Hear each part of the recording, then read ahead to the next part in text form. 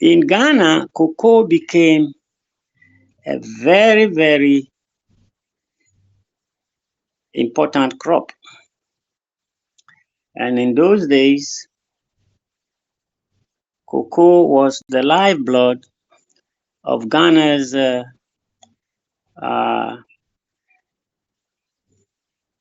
reserves, or the money that came out of cocoa was what Kwame Nkrumah was using to develop the country. So, fortunately or unfortunately, the white man knew all these things. A nation like Ghana, Nigeria, Ivory Coast, all African countries to say, they never control the prices of their own products, natural resources and all that. And Nkrumah made it clear to them, the colonial administration, that look, you are asking me to to devalue my currency. I don't price anything. Timber, gold, diamond, manganese, and all that. And Nkrumah made it clear that he didn't price any of these on the so-called world market. And so he wouldn't devalue his currency. So what they did, and I'm saying what they, the colonialists, Britain, France, United States, and all those who use cocoa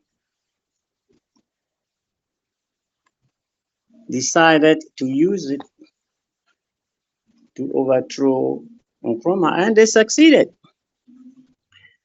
What they did was they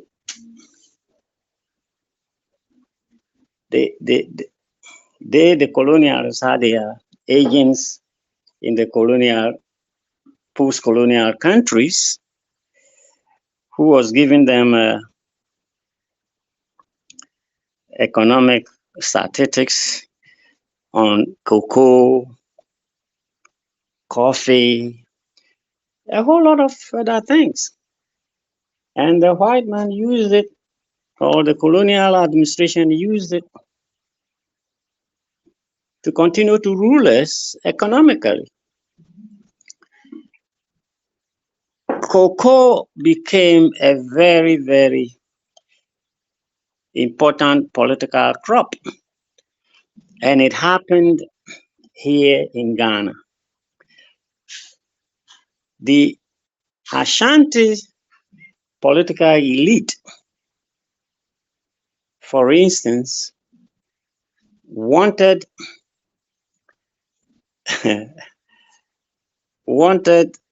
to use cocoa,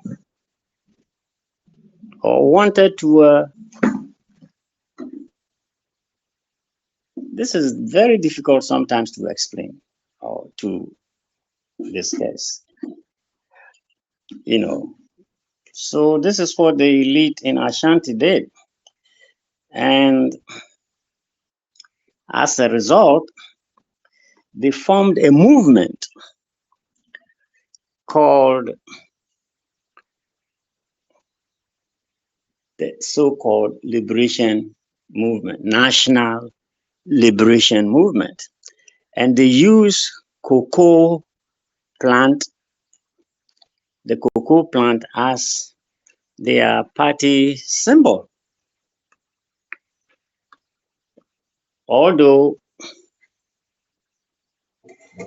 the CPP, or Kwame Nkrumah, and his party objected to it, but they wouldn't agree.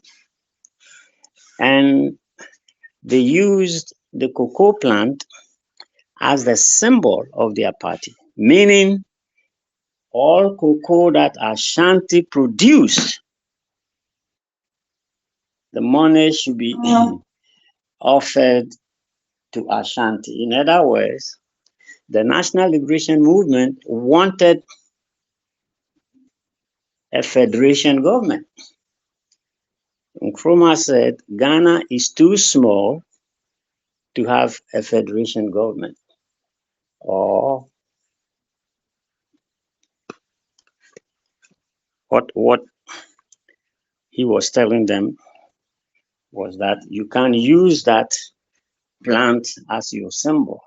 But they went on anyway to use it, and this caused a whole lot of problems intellectually, politically, economically. And then it sprang into violence, you know. And you have to be a Ghanaian to understand what Matemahu means. Matemahu means I have separated myself. They wanted federation, and they knew very well that federation for Ashanti wouldn't work. But they went on anyway and caused a lot of problems. Now, a lot of Ghanaians who were CPP members had to run away from Ashanti, or especially Kumasi, the capital of Ashanti. And violence was used to force them out. Anyway, this is a little unknown reasons why they did that, but they knew their own reasons for doing that. And when Kwame Nkrumah was overthrown, Ashanti never mentioned federation again. Matimo, they didn't mention it again. Now you have Bafwa Kuto's son as Minister of Agriculture. And you have those who were shouting Matimo and all this, they have their children ruling. And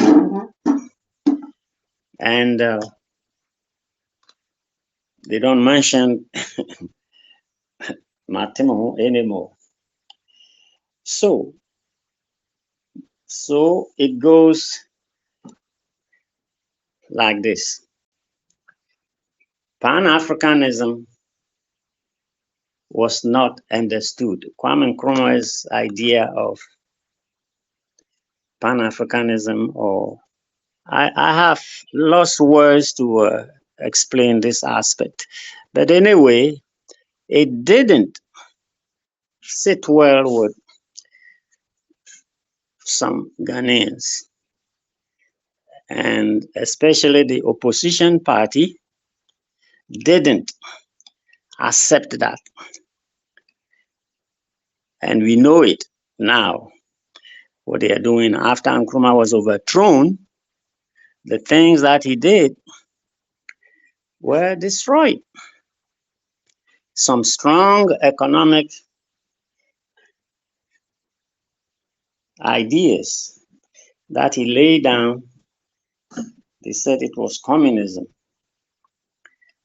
And they destroyed. So,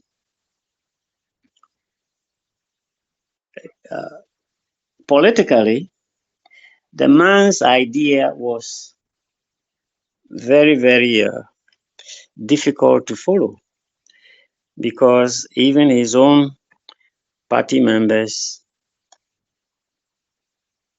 especially the elite in the party, abhorred what the man was teaching or doing.